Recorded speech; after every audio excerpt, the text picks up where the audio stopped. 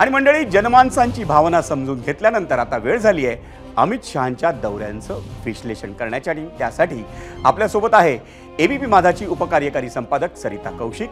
सरितानं जवळजवळ 3 दशकं विदर्भातल्या राजकीय आणि सामाजिक घटनांचं रिपोर्टिंग केलंय। तिने अनेक राजकीय घडामोडी ब्रेकही केल्यात। तिच्याकडनंच आजच्या घडामोडीचं विश्लेषण करूयात आणि त्यासाठी पुन्हा एकदा जाऊयात आपण गेस्ट सेंटरला।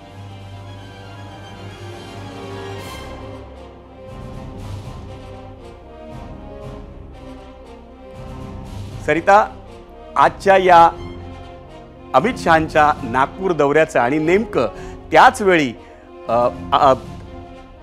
नितीन गडकरी हे जम्मू काश्मीरमध्ये आहेत, तर ह्या राजकीय घटनेचं कसं काय विश्लेषण करायचं? नक्कीच खरं तर अमित शहा विदर्भात आणि तेही नागपुरात, नितीन गडकरींच्या नागपुरात, आणि तिथे नितीन गडकरी आज नाही भाजपाच्या बैठकीला, हे सगळ्यांनाच आश्चर्य वाटेल अशीच घटना आहे। खरं तर नितीन गडकरी हे महाराष्ट्राच्या विधानसभेमध्ये प्रचंड सक्रिय असणार आहेत असं सांगितलं जात होतं आणि त्यासाठी म्हणून राष्ट्रीय स्वयंसेवक संघानं सुद्धा त्यांची मनधरणी केली अशी माहिती होती। दुसरीकडे त्यांचेच प्रदेशाध्यक्ष चंद्रशेखर बावनकुळे यांनी स्वतःही सांगितलं की एक अगदी प्रमुख म्हणून नितीन गडकरी या खेपेच्या निवडणुकीला असणार आहे। हे सगळं सांगितलं जात आहे, पण तरीही नितीन गडकरी विधानसभेच्या प्रचारात दिसत नाही आहेत। याच्या पाठीमागे नक्कीच काहीतरी राजकारण आहे, पक्षाच्या अंतर्गत राजकारण आहे, हे खूप सांगण्याची काही गरज नाही। यामध्ये 2-3 प्रश्न निर्माण होतात। त्यातला सगळ्यात महत्त्वाचा म्हणजे की नितीन गडकरींचं नाव प्रदेशातून सातत्यानं घेतलं जात आहे, महाराष्ट्रातनं घेतलं जात आहे।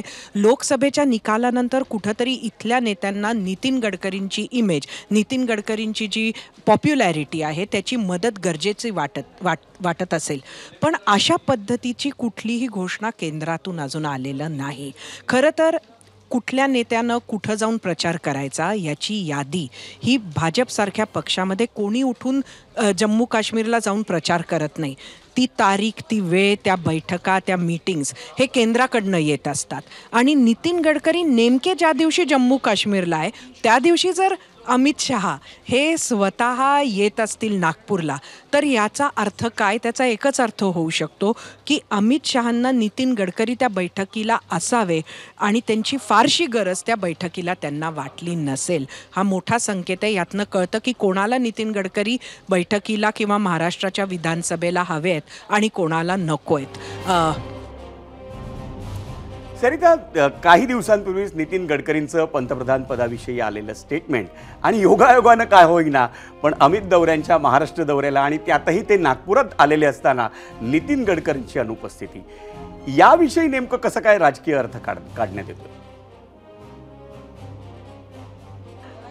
नितीन गडकरी हे नेहमीच राजकारणाच्या पलीकडे जाऊन काहीतरी बोलतात किंवा पक्षाच्या लाईनला नेहमी साजेसच आहे असं बोलतात असं नाही, हे आपण बघितलं आणि इतक्यातलं त्यांचं हे जे वक्तव्य आहे त्यातच मोडतं। आता हा त्याचा परिणाम आहे का हे सांगणं खरं तर कठीण आहे, पण यामध्ये 2 महत्त्वाच्या गोष्टी की जसं मी म्हटलं केंद्राच्या मंडळींनी तरी ते असावेत याची काळजी घेतलेली नाही आहे। त्याचप्रमाणे केंद्रानं 2 लोकं महाराष्ट्रात पाठवलेली आहेत, एक म्हणजे भूपेंद्र यादव आणि दुसरं म्हणजे अश्विनी वैष्णव। आजपर्यंत ही 2 मंडळी जी संपूर्ण प्लॅनिंग करतात ह्या कॅम्पेनचं भाजपासाठी, ती मंडळी अजून तरी नितीन गडकरींना भेटली आहे असं दिसत नाही। जवळजवळ 1 महिना झाला आणि कुठंही यांची भेट नाही, नितीन गडकरींचा फीडबॅक नाही, ते प्लॅनिंगमध्ये आहेत या दोघांबरोबर असे कुठलेही संकेत नाही। त्यामुळे कुठंतरी नितीन गडकरी हे महाराष्ट्रात ताकदीनं उतरावं असं केंद्राला भाजपाच्या वाटतंय का, हा प्रश्न मात्र त्यामुळे आजच्या सगळ्या घडामोडींमुळे उपस्थित होतोय। सरिता, पण या घटनेचा जे आज झालंय नेमकं योगायोगाने का होईना त्याचा विदर्भात भाजपाला फटका बसेल असं वाटतं का?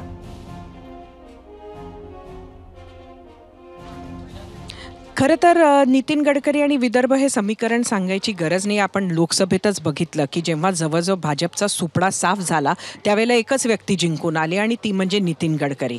त्यामुळे नितीन गडकरी आणि भाजपासाठी आज त्यांचं असणारं महत्त्व हे याहून जास्त म्हणजे निवडणुकीच्या निकालानंच ते अधोरेखित केलेलं आहे की इतर सर्व भाजपाचे उमेदवार जेव्हा जनतेनं अमान्य केले त्यावेळेला मान्य केले ते फक्त नितीन गडकरी.